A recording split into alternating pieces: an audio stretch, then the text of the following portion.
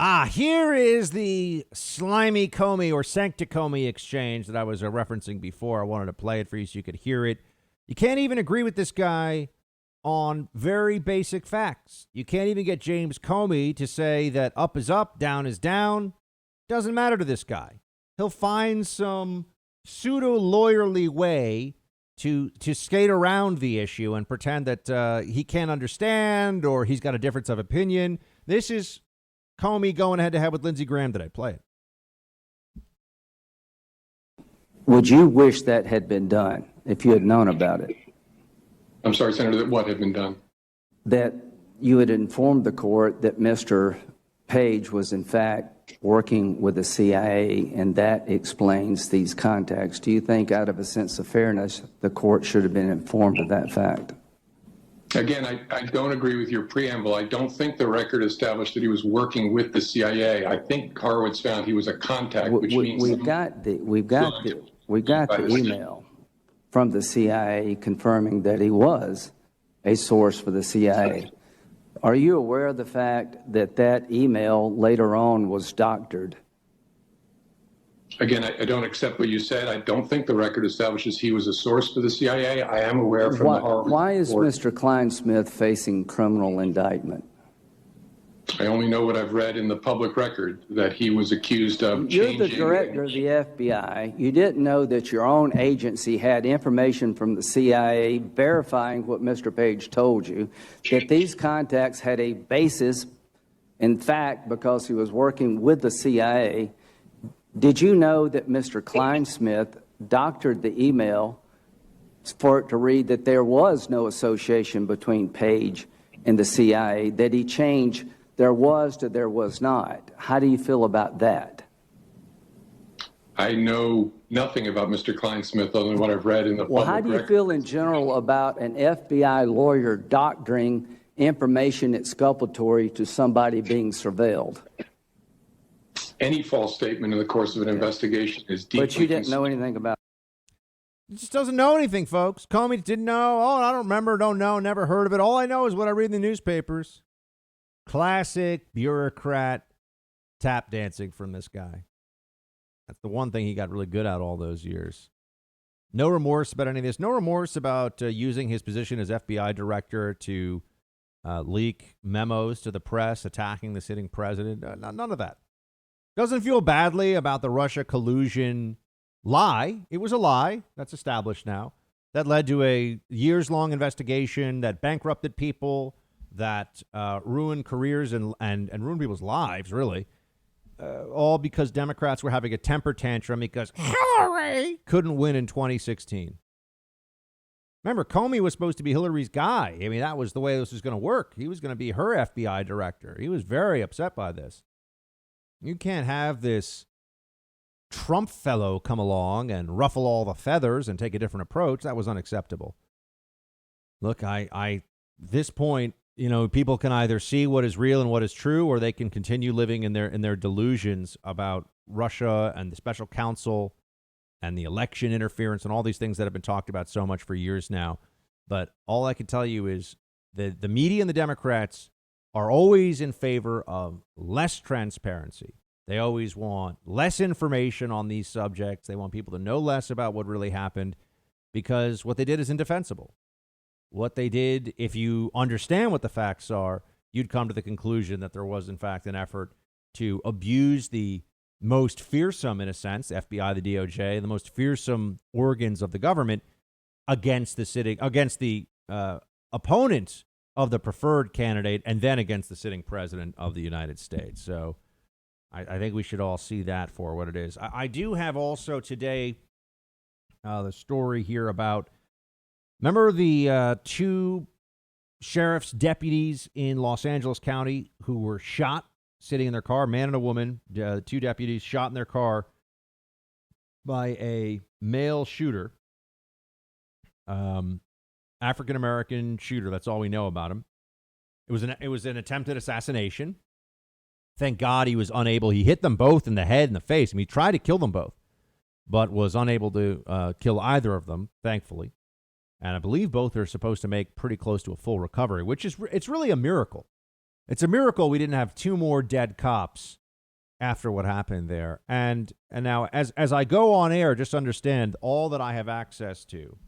And this may change by the time some of you listen to this or hear this. So just always remember that there can be a delay here.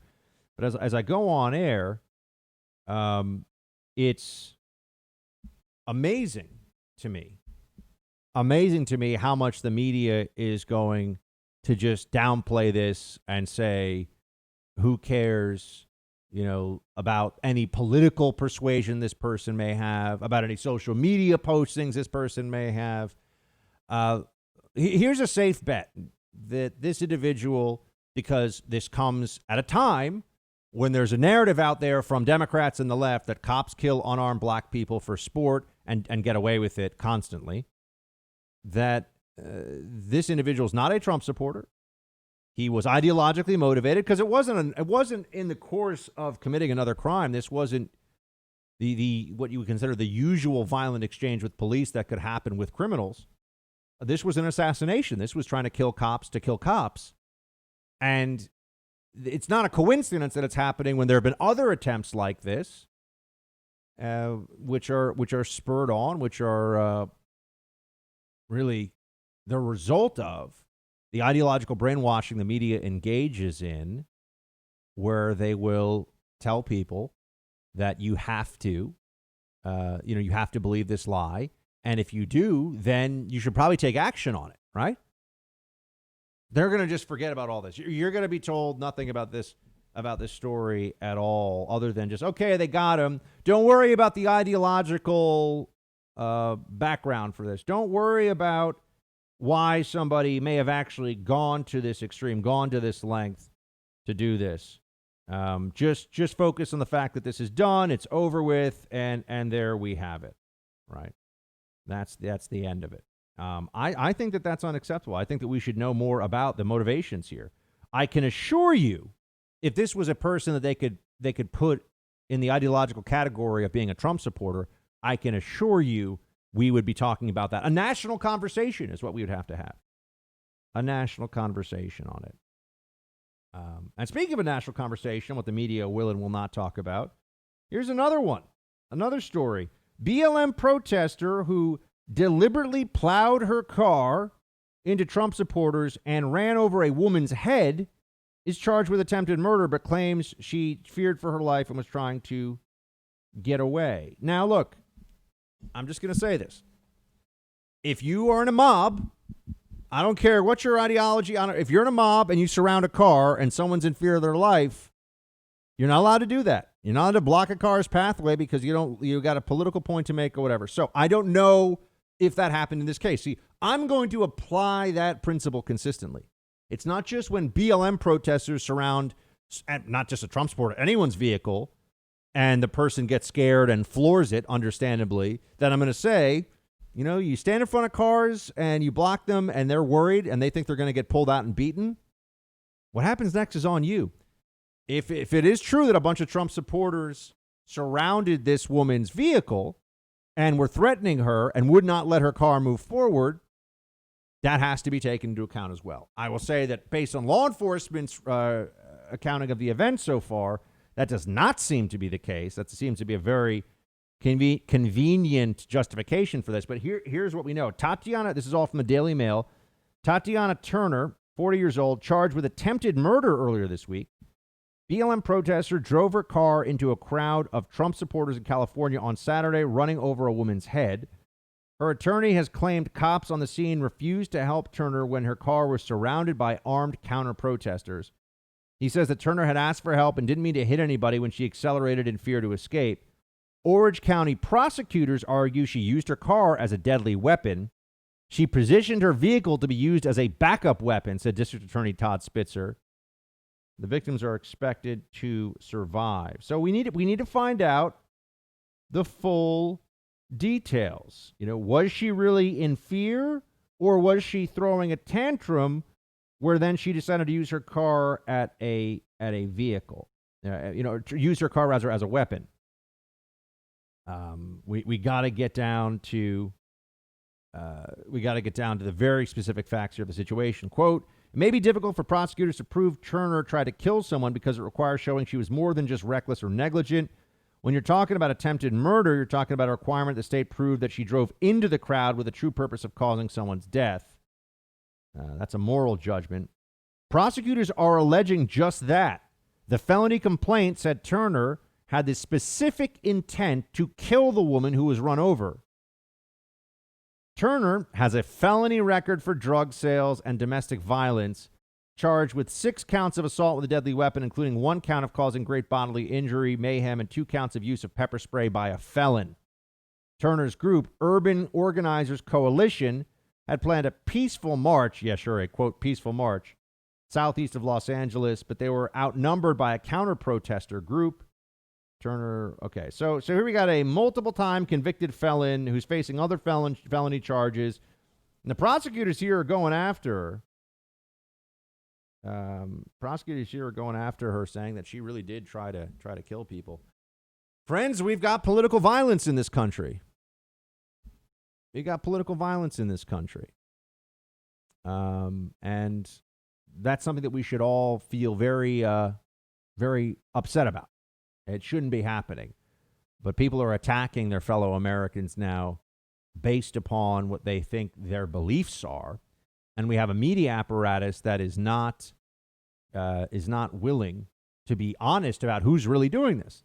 The left is overwhelmingly the group that is doing this. And yet last night at the debate, we had to hear about white supremacists. Here's CNN's Allison Camerata talking about this. Play 4. Maggie, he was so back on his heels when Chris Wallace asked him to denounce this hardcore white supremacist group. He really struggled with that and ended up not doing it, and ended up, I think, hinting at or teasing upcoming violence. I mean, I don't know how else we're supposed to interpret stand by. When he tells a violent white supremacist group, stand by, what other interpretation can there be? He said he's willing to denounce any group. She's leaving this out, but we played the audio for you. He'll denounce any group of white supremacists, just name it. But, you know, they're hitting him, they're attacking him, and they're just looking for imperfection in the way that he answers in their mind, and then they're going to say, they really think that Donald Trump, this guy's a media mogul, billionaire, real estate owner, grew up in New York City, and he's a white supremacist, like a neo-Nazi. That's what, or supports white supremacists. That's their line. I mean, these people are completely out of their minds, but there's nothing too crazy for them to say. Here's Bob Woodward with, I meant to get this one in before, telling you what he really thinks about all this. Play 2. The economy is not good. This is not a good time for people, particularly for American workers. Then you lay into this the issue of the virus. Trump has, again, wing it, no plan, absorb random information, not really think it through. It is, in a sense, I don't want to overstate this, but he is assassinating the presidency. The job of a president is protect the people, tell the truth, provide some sort of he doesn't want to. That's enough. He doesn't want to. He doesn't want to overstate. But he's assassinating the presidency. That's what he's saying about him. Wow. Okay.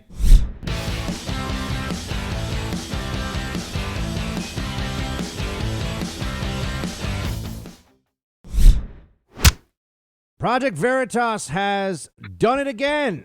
They have done some undercover journalism up in Minnesota and Ilhan Omar's congressional district looking at ballot harvesting. Sean McCabe is with us right now. He is the communications director for Project Veritas. Sean, thanks so much for joining. Hey, great to be with you, Buck. And so what happened here, man? I watched the video, but tell all the folks, what did you guys find out in Minnesota? So every 2 years, Project Veritas and Project Veritas Action make a special focus on voter fraud and election fraud. So we send out our investigators just like every other cycle. And we really started getting some traction in Minneapolis a few months ago. Members of the Somali American community there started telling our undercover journalists and some of our investigators about ballot harvesting, about vote buying, about voter intimidation. And so we convinced some of the insiders to wear hidden cameras. And then some of our undercover journalists wore hidden cameras. And then remarkably, one of the big ballot harvesters, a guy named Liban Mohammed, posted on his Snapchat profile his car packed with absentee ballots. He said there were 300 of them, Buck. Now we're speaking to Neil McCabe, who is in charge of comms for Project Veritas. Neil, is this illegal in Minnesota? Ballot harvesting, some states allowed, some states not. What are the penalties like for this? And have you told the authorities about this?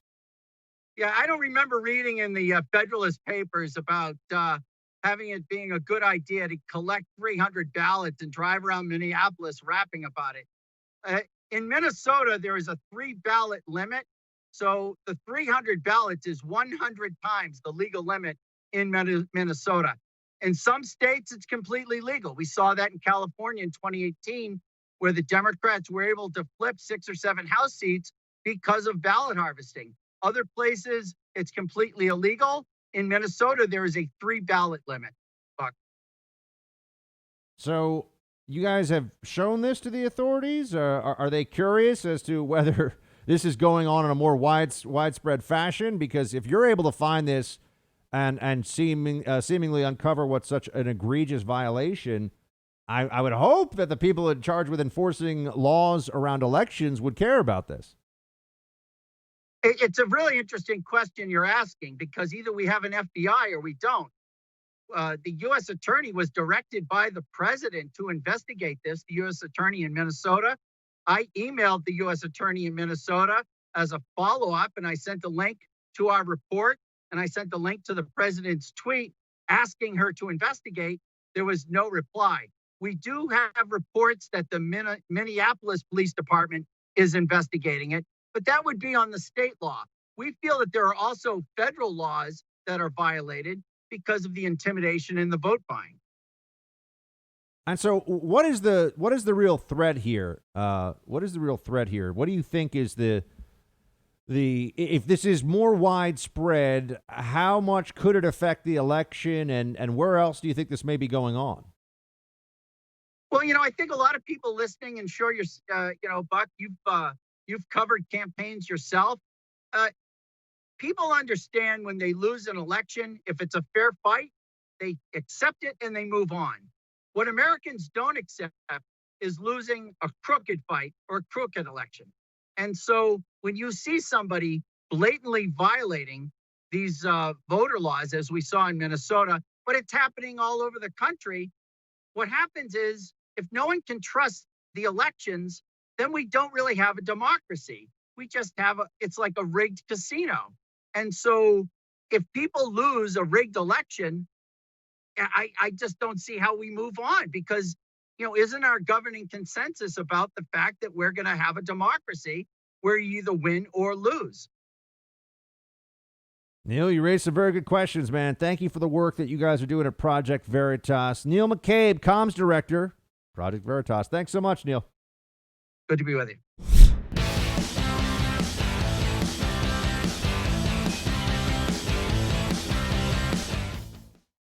It's time for roll call. Roll call, everybody. Producer Mark, before we get into the mix here, did you watch the debate? Of course I did. I work here, don't I? Yeah. What do you think? It was interesting, that's for sure. We expected, what was it, Megyn Kelly said yesterday, we expected good television, and that's exactly what it was. Do you have a relative who argues like either one of those two on the stage? Where you can't even answer, and they just keep hammering, they keep jumping in, just like I just did. They just keep jumping in. I hope not. It's very difficult. I haven't dealt with it yet. Yeah, it's very difficult when someone takes that approach. I will say it unnerves you. I just would like them both to just speak their points. I do wish that there was they should have a mics off thing. I'm serious about this. I think that they should have for like the 2 minutes where you get to speak and the other person's not allowed to speak. There should be exchanges where it's a little bit more of a free-for-all, where it's Q&A with the person, fine, with the two candidates, to each other. But there also should be when they say 2 minutes to make your point, it should be 2 minutes to make your point, I think. I mean, I would like a little more structure. Also, people always complain about not having the audience and the applause. Now I realize the applause at least kind of almost acts like a separation for some of the stuff. Like people will clap, and then the candidates have to be quiet for a second and have to kind of reset. So that was also, I think, a loss. But I like the no applause, but a lot of people on sports Twitter at least made the joke that there's a show on ESPN called Around the Horn. They made the joke that Tony Reali, the host, should be the one moderating the debate because he always has a mute button. That he can mute whoever the panelists. There's 4 panelists usually, and he can mute anybody if they're being annoying. there you So go. you just mute either one of them. There you go. I think it raises a good point. All right. Let's get to it, friends. And remember, you can pass the buck by going to the Apple Podcast Store, the iHeartRadio app, or Spotify, wherever you listen to podcasts, and tell somebody about the Buck Sexton Show. Really, really appreciate it when you do. Best way to get people on Team Buck is to hear from one of you about it. Now let's get to it. Dan writes, Buck, I started listening to your podcast the first few weeks of the pandemic thanks to Red Pilled America. What's Red Pilled America? Is that a thing? Do we know? Probably a website. I can look it up. Oh, okay. Cool. Well, if Red Pill America is telling people about my podcast, I assume you knew what it was. That's why I left it. No, I don't know. That's great. I mean, cool. Assuming it's just, I like the fact it's telling people about my website. I've never heard of the site before. As a right-leaning independent, I've come to see the power of your message, and I've tilted more to the right. Now I listen to your show daily. Being a resident of the greater Cleveland area and watching the debate live, I can say I'm more for Trump than before. Sleepy Joe was better than I expected, and the moderator was down the middle. I don't know about that. But Trump was the clear winner. Did he lack substance on some answers? Yes. But at the end of the debate, I felt a vote for Trump would be the best for the country. Stay safe in NYC and keep on with your positive message. Well, Dan, thank you so much for your great message. Appreciate you writing in. Good to have you aboard Team Buck. Love having new folks join. And I think your analysis is pretty spot on. I disagree, obviously, a little bit about Chris Wallace. I thought he did a really bad job, and it was annoying. But, yeah, I mean, Sleepy Joe was... I was expecting pretty much what we got from Sleepy Joe. He was a little bit more surly than I had anticipated. But he wasn't gonna fall asleep up there or anything like that. That was not gonna happen. So, yeah, Dan, well played, well done, and please pass the buck. Tell some friends in Ohio. I'm sorry, Cleveland, which is in Ohio, that they should listen to the Buck Sexton Show too. Patrick, I don't understand why Wall Street supports Biden. What's in it for them? Patrick, a very good question. Despite Biden's formulation of Scranton versus Park Avenue, as we know, Park Avenue in New York City, where the rich people live, supports Biden 8-1 by donations. So that's just fact. That's just hard numbers. And so people are asking now, okay, well, what's that all about? Why is Biden getting this support? And it's a few reasons really that come together. First of all, if you live on Park Avenue and you're the kind of Wall Street, you're talking about hedge fund and private equity people who are really at the top of the financial services industry when you look at their compensation and the clout that they wield. And they have so much money usually that they don't really care all that much as long as they can keep their low rate of taxation on investment income, on passive income. They don't really care what the income rate is on the general, income tax rate is. So that's one part of it. But then there's also enormous social pressure because these people are elites. They want to be, they want to be on the board of world famous museums, and they want to go to galas for the patrons of major hospitals, and they don't want to be thought of as barbarians who vote for Donald Trump. They want social acceptance. When they go out to the Hamptons, which is a fancy beach area in Long Island off of New York, where really the richest people in New York City and in some ways the richest people in the country go in the summertime.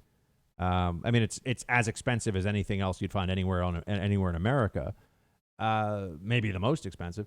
that they don't want to be looked at strangely at the clam bakes and the beach parties, and they don't want their peer group to think poorly of them. So there's a lot of social pressure too. And if you're an elite, you want to be part of the group that's the cool group. You want to be part of the group where Hollywood celebrities are going to hang out and come to your fundraiser. If you're a hedge fund billionaire and you throw fundraisers for Joe Biden, you can get A-list celebrities to show up. They'll help promote it. If you're a very wealthy Trump donor, you better hope that people don't see the Trump sign in front of your townhouse, because they might bash in your windows. That's really the difference. So that's why the Wall Street people, it's a lot of social pressure, but also Wall Street is a socially liberal place now. It is dominated by, it's very institution heavy, and it's really dominated by Democrats.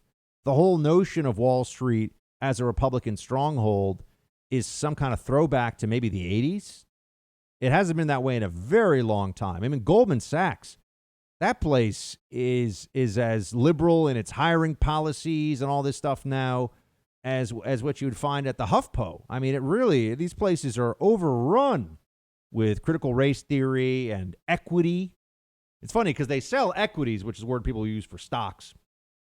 But when they talk about equity, that's now the term you use for the critical race theory based policies that are meant to do racial harm balancing from the past, right? So you look at the historical oppression and society today, and you move things around. You do some social engineering to balance out the racial harms of the past. That's what equity means.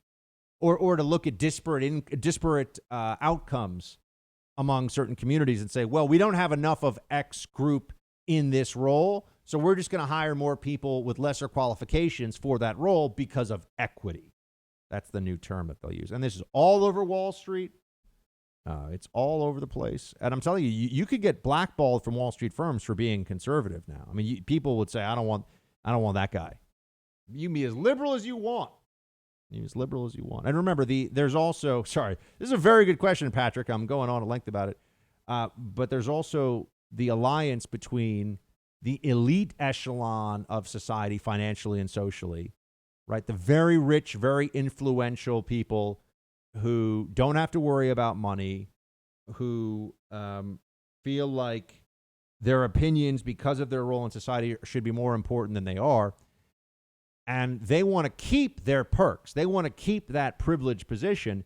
And so they will funnel money and pander to the dependent class, people that need the government, people in the bureaucracy, people on welfare, people that need government handouts. They will funnel as much support to them as they can, because that's their political base to keep the elite echelon in that position. I mean, California is a great example of this. You've got all the people, in Malibu, which is gorgeous, but super expensive and full of liberals. You got all the people in Malibu and Santa Monica are far left, and they're advocating for policies that, as you go deeper into the California interior, in landlocked California cities, which tend to be not nearly as fancy as the coastal cities, or at least not have the fancy areas the coastal cities do.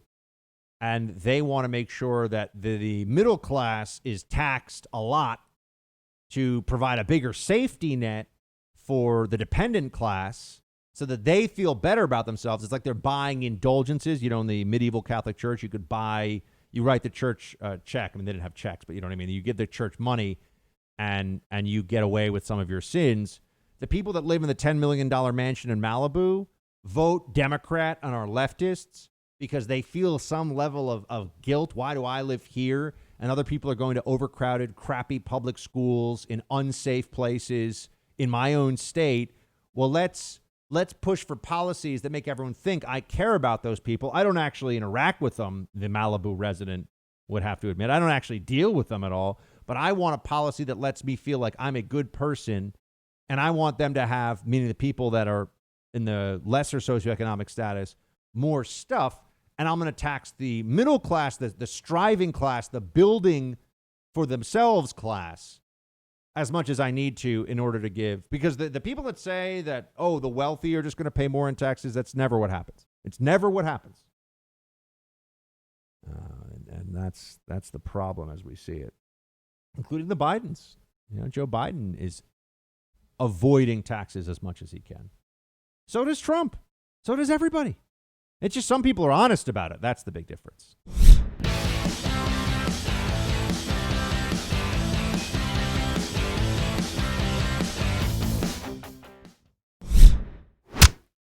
Roll call continues, friends. Roll call continues. But first, I did want to just I thought about this before, and I wanted to get it in here. Michael Tracey he's a left winger, but he's one of these left wingers who actually cares about the facts sometimes, and will say things that are true that upset the left, which I think a journalist should always be willing to do. Very few are. So I give the guy credit, and he did. He can be kind of a surly fellow on Twitter, but he did travel around the country and do some on the ground reporting about the riots and all the destruction from BLM. And here's what he tweeted out: as someone who spent 2 months covering the aftermath of the most widespread riots in at least 50 years, this never-ending fixation with illusory organized white supremacist groups couldn't be more absurd. It's 99% a media invention, totally disconnected from reality. Absolutely spot on, accurate. Absolutely true. These white supremacist groups. If you're actually a white supremacist and anyone finds out, your life is ruined. You're not going to get a job. No one's going to rent a home to you. I mean, an actual white supremacist, a person who was a neo-Nazi, first of all, is a moron and a bad person. Okay, so we can just dispense with all that. Oh, will you denounce? But beyond that, there are extreme social consequences, as there should be, for that.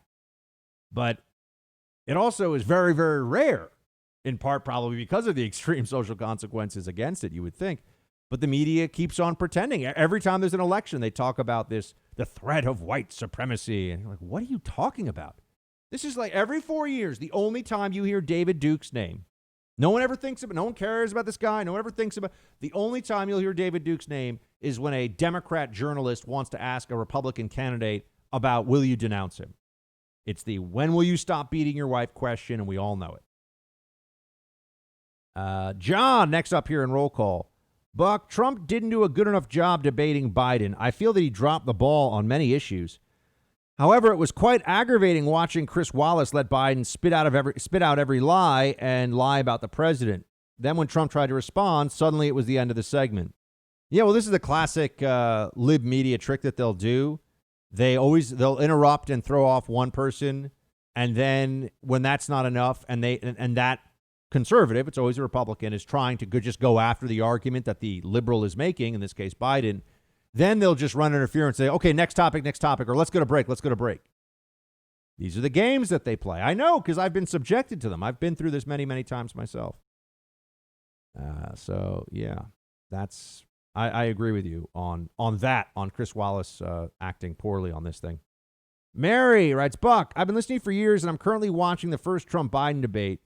Trump has a so much more compelling argument on everything, and I support him. That being said, you have his ear. Please tell him for the next debate he needs to just let Biden talk and fall on his own sword. His consistent interruptions, in my opinion, only make him look crazy. Let Biden talk and fail and then rebut. Mary, stylistically, I agree with you. That would certainly be my approach. I think the president, I think he was more aggressive than was useful. I don't have a problem with aggression in the debate. I don't have a problem with calling out Biden's lies, but I want efficacy. I want the desired result here, which is not really for those of us who are big Trump supporters. It's not for us to go, yeah. What matters, the reason these debates can make a difference is when people watch who have not decided, will this sway them to Trump's side? That's the end effect that I want. So, Mary, I think your analysis is astute. Kirk, Buck, the big loser from last night's debate was definitely Chris Wallace. First of all, that was the first debate I've ever seen where the moderator doesn't let the candidates provide a rebuttal of any kind, let alone complete a point. All to make sure he covers all of his pet subjects like climate change, white supremacy, and Trump's tax returns. My takeaway from last night's debate is that Chris Wallace doesn't like President Trump. Trump did land a bunch of roundhouse punches, so the night wasn't a complete waste. Yeah, Kirk, I mean, I think that, well, I told you, Wallace did a terrible, and I'm not somebody who always trashes the moderators and everything else. I think Wallace did a really bad job. Really bad job. Straight up. Tyler, hey, Buck, you're doing amazing work. I just got your new book in the mail. I'm excited to read it. BuckSextonBook.com. Everybody go to BuckSextonBook.com to get the Socialism Survival Guide. Tyler, thank you so much for picking up your copy. My question for you is about the Democratic Party selecting Biden because, like so many others, I'm still baffled. When you talk about him being the nominee, you say the DNC Democratic machine selected him and rejected everyone else, including Bernie. You know what? We're actually coming to the close here. This is a little longer, Tyler, than I anticipated, so we'll return to this one tomorrow. Mark will remind me for roll call. We got to close it up for today. We'll jump back into this, though. We got a lot of stuff on the docket already for tomorrow, team, so let's talk then. Shields high.